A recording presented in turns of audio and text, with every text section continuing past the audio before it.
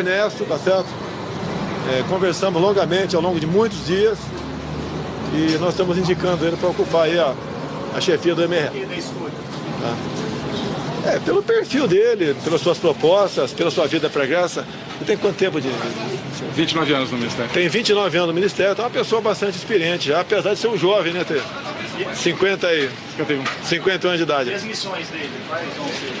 Olha, ele poderia até, vou dar a palavra para ele, tá certo? Obviamente, motivar o MRE, incrementar a questão de negócios com o mundo todo, sem um viés ideológico, não interessa ter de um lado ou de outro, tá? Ter iniciativa e, com todo respeito, algumas instituições perderam o seu brilho ao longo dos últimos anos, né? Queremos o MRE brilhando. Com a palavra. Obrigado, presidente. Rapidinho aqui, deixa eu falar aqui. O senhor vai continuar, né, presidente? Continua. Pode falar alguma pergunta para ele aí? Ministro, qual que vai ser as suas principais linhas de trabalho no Ministério? Antes de tudo, garantir que esse momento extraordinário que o Brasil está vivendo, com a eleição do presidente Bolsonaro, se traduza dentro do Itamaraty em uma política efetiva, uma política em função do interesse nacional, uma política de um Brasil atuante, de um Brasil feliz, de um Brasil próspero. E aproximação de quais países?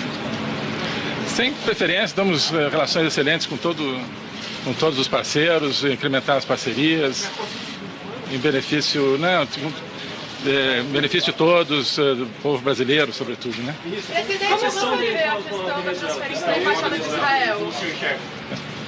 Sobre a questão com a Venezuela. Vou falar aqui. Questão da Venezuela. Eu venho acompanhando há muitos anos. Durante a pré-campanha estive 2 vezes em Roraima. Não consegui ir para Caraima por questões de segurança, mas o meu filho esteve lá, o Eduardo. Nós não podemos abandonar nossos irmãos que passam uma situação bastante complicada, mas o governo federal não pode deixar que apenas o governo de Roraima e de Boa Vista, basicamente, resolva esse assunto. Então teria que ter uma participação mais efetiva da nossa parte. Digo mais, eu teria tomado providências contra a Venezuela há muito tempo, quando se falou em Mercosul aqui, pela cláusula democrática, a Venezuela nem poderia ter entrado no Mercosul. E depois que entrou, tinha que ter saído. Esperamos expulsar o nosso embaixador, foi isso? Exatamente. O nosso embaixador foi expulso da Venezuela quando o governo deveria tê-lo chamado para cá para exatamente que aquele sinal de demonstração que o governo não está satisfeito com a política local. Sobre o Mais médicos.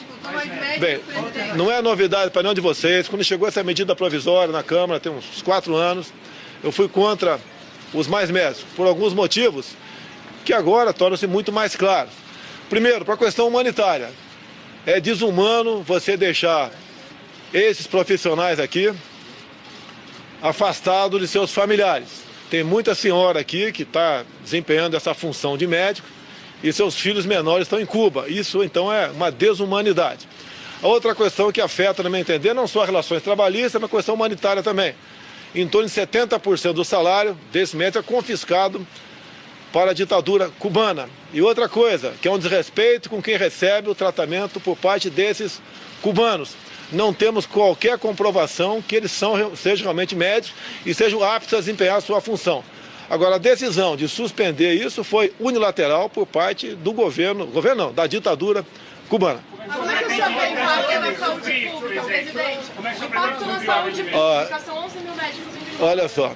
O senhor vai convidá-los a permanecer no Brasil? Não vou convidá-los não, tá ok? Eu jamais faria um acordo com Cuba nesses termos. Isso é trabalho escravo, não é nem análise de escravidão, trabalho escravo. Não poderia compactar com isso aí. Eu sou democrata, diferentemente do governo PT, e foi renovado esse contrato aqui no governo Temer. Eu não sei se tem alguma cláusula nesse novo contrato da denúncia por uma das partes, tem alguma sanção no tocante a isso. Se nós tivéssemos suspendido de forma unilateral, com toda certeza teria uma cláusula para nós cumprirmos aí. Tá? Agora, o que eu quero é o tratamento humanitário para os cubanos que estão aqui e bem como para aqueles que são atendidos, os pacientes. Porque nós temos tido relatos, e são concretos, de verdadeira barbaridade que é cometido por parte desses. Temos até uma história muito mal contada de um cubano no Ibirapuera, pego há pouco tempo, e esse cubano era capitão do exército cubano. Então essas questões não podem continuar existindo no Brasil. E mais ainda, você da imprensa deve ter tido notícia, há 4 anos, quando chegou a medida provisória, que o governo do PT anunciou, né, que caso alguém pedisse asilo aqui, seria deportado. Seria deportado. Não podemos admitir isso aí. Tanto é que aquela tal de Ramona, aquela médica, aquela cubana, né, que pediu asilo na sala do DEM, não, na época era PFL, ela conseguiu ali ir para os Estados Unidos, sair do Brasil.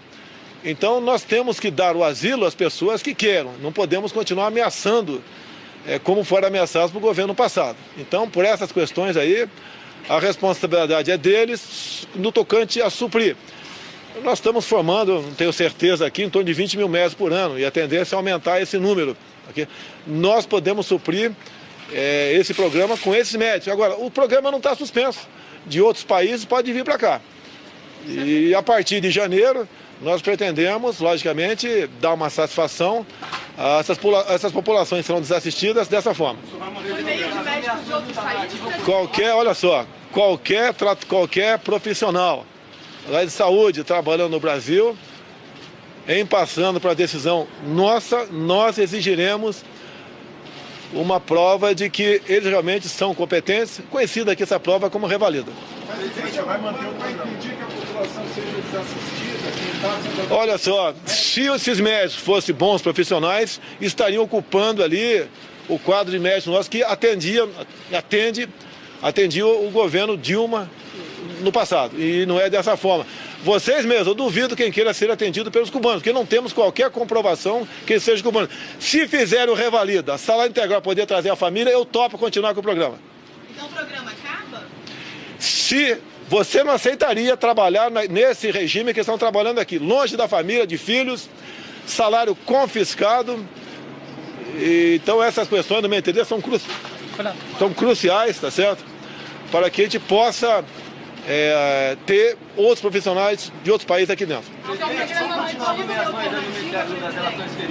Existe alguma possibilidade do Temer, do próprio ministro Luiz, terem algum cargo aí no Ministério das Relações Exteriores? Não tenho conversação nenhuma com nenhum integrante do governo para conseguir uma embaixada fora do Brasil, ocupar ministério. Não temos nenhuma conversação desse sentido, tá certo?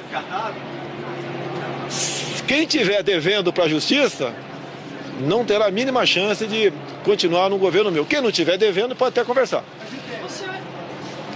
Eu já respondi essa pergunta a você. Embaixada brasileira em Israel, você disse há 2 semanas... Nós vamos, olha só, eu entendo que quem decide onde é a capital do seu país é o seu governo. E assim sendo, se o Brasil hoje fosse abrir, por exemplo, vamos supor, abrir embaixada em Israel, seria Tel Aviv ou Jerusalém. Com toda certeza seria Jerusalém. Nós temos no Brasil todo tipo de gente aqui, vivemos perfeita harmonia. Agora, a independência do governo brasileiro tem que ser respeitada em qualquer lugar. Presidente, uma pergunta. Isso vai ser transferido hoje, está em Tel Aviv? Quando eu assumir em janeiro, você vai ter essa resposta. E tenho certeza que você vai fazer uma boa matéria sobre ela. Você está conversando com a Viviane Sena, presidente? Com quem? Estava conversando. Estamos atrás de um ministro da Educação. Não quer dizer que vai sair de uma orientação dela, uma sugestão dela. Alguém do seu lado, nada está garantido tocante a isso. E nós queremos um ministro da Educação que realmente seja bastante ativo. Por quê? Há um aparelhamento enorme na educação. E a prova disso, né? As provas do PISA. Estamos em último lugar, nos últimos lugares aqui no Brasil. É uma vergonha isso aí. 200 universidades melhores do mundo. Não tem nenhuma brasileira. Nós não queremos formar militantes. Algumas universidades são bem-vindas, formam bons profissionais. Mas não está sendo essa a regra geral de formarmos bons profissionais através dessas universidades. Em relação ao... Não, está sendo conversado ainda. Não temos. Pretendo até o dia 30 desse mês ter todos os nomes definidos para ocupar o primeiro escalão do governo. Do asilo? Se eu for presidente, o cubano que quiser pedir asilo aqui vai ter. Presidente, o financiamento de dívida dos estados, o senhor está estudando essa possibilidade? Foi tratado isso hoje na reunião com os governadores. O Paulo Guedes vai negociar isso daí. Falei para os governadores que eles têm problemas, nós também, do governo federal, temos. Agora, se nós juntos trabalharmos para fazer algumas reformas, né, razoáveis, eu acho que nós temos como tirar o Brasil e os estados da situação complicada econômica que se encontra. A suspeita é encaixadores do ministro privatização de estradas e ferrovias. Continua indicado ainda. Privatização de estradas e ferrovias. Olha, eu gostaria de ter outros modais, não sei se a pergunta foi essa, outros modais para o transporte no Brasil. Abandonamos isso no passado. Isso não é dinheiro que custa apenas, custa tempo. Por enquanto nós temos um modal rodoviário aí que tem que ser mantido. Se tiver, o Onix é a pessoa mais adequada para responder essa pergunta de vocês. Ele é a pessoa mais adequada. Pelo que eu sei, ele não é réu em nada. Ele não é réu em nada. Mais uma coisa aí? Não tem critério político. Não tem critério político. 100% da confiança do senhor? O 100% ninguém tem. Tá ok? Eu não... 100% só confio no meu pai e minha mãe. Muito obrigado aí. Não há, eu acho que em nenhum país do mundo, uma correspondência total entre campanha e implementação, né? Então, também acho que vai se contar com um espaço, digamos, de manobra. O próprio presidente sempre precisa, em qualquer país, né? Precisa de um espaço de manobra, já tem, você mencionou, sinalizado uma disposição diferente. Mas acho que até aqui as sinalizações são um pouco de tom mais moderado, mas não necessariamente de medidas diferentes daquelas que foram anunciadas. Mas nós temos que nos preparar para todos os cenários. Bolsonaro anunciou hoje Ernesto Araújo como ministro das Relações Exteriores. A publicação se deu por meio do Twitter. Segundo Bolsonaro, a política externa brasileira deve ser parte do momento de regeneração que o Brasil vive hoje. Confira o Twitter.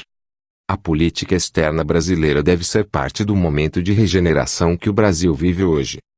Informo a todos, a indicação do embaixador Ernesto Araújo, diplomata há 29 anos e um brilhante intelectual, ao cargo de ministro das Relações Exteriores. O atual ministro das Relações Exteriores, nomeado por Michel Temer, é o senador licenciado Aloísio Nunes, que já foi bastante criticado pelo presidente eleito. Em virtude da sua colaboração com atos terroristas durante o regime militar. O futuro chanceler, Ernesto Araújo, publicou na época da eleição presidencial nos Estados Unidos, um artigo de sua autoria, no qual revelou apoiar ideias similares à de Trump.